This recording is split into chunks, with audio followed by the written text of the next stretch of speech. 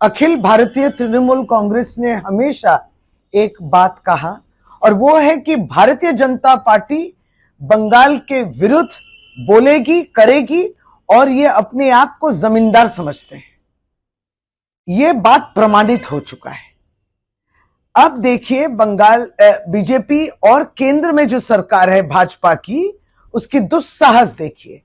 Calcutta high court ने एक order दिया था 26 सितंबर इस साल, और वो ये था कि 6 भारतीय नागरिकों को गलत तरीके से निर्वासित किया गया था बांग्लादेश। वो भारतीय है लेकिन उनको बांग्लादेशी कह के जोर करके बांग्लादेश भेजा गया था। फिर एक मामला तृणमूल कांग्रेस की और उसके बाद कलकत्ता हाईकोर्ट ने कहा अरे ये तो भारतीय हैं, इनको आपने बांग्लादेश क्यों भेजा है? 4 हफ्ता के भीतर ही इनको बंगाल भारत में वापस लाना है। भारतीय जनता पार्टी की केंद्र सरकार ये काम की नहीं की, वो कोई प्रयास भी नहीं की। इन 4 हफ्तों में ये कोशिश उनकी थी कि इन लोगों को बांग्लादेशी कैसे प्रमाण किया जाए। यह है भारतीय जनता पार्टी के असली मुख।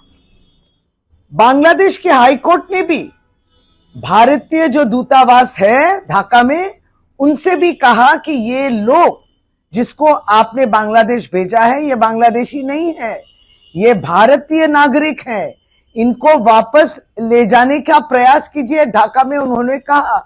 लेकिन केंद्र सरकार ने कोई कदम नहीं उठाए क्योंकि वो बंगाल के विरुद्ध है। वो अपने आप को जमींदार समझते हैं। उनकी दुस्साहस देखिए, वो सोचते हैं क्योंकि वो क्षमता में है केंद्र में, इसलिए इस क्षमता को जिस तरीके से इच्छा हो वो प्रयोग कर सकते हैं। तो बंगाल इसके विरुद्ध लड़ेगी। बंगाल तृणमूल कांग्रेस ये मामला इसके अंत तक लड़ेगी जब तक ये लोग वापस नहीं आ जाते। और इस तरीके से जो लोग बंगाली भाषा बोलते हैं करके उनको बांग्लादेश में भेजा जा रहा है या उन पे अत्याचार हो रहे हैं, जितना मामला हो सके, जितना कदम हो सके तृणमूल कांग्रेस उठाएगी।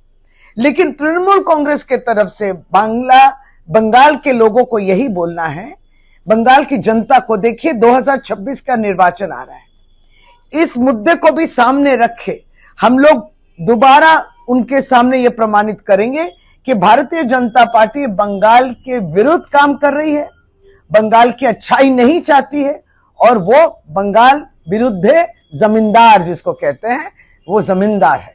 इसलिए 2026 में बंगाल से बीजेपी को पूरे तरीके से हटाना है, वोट में हराना है।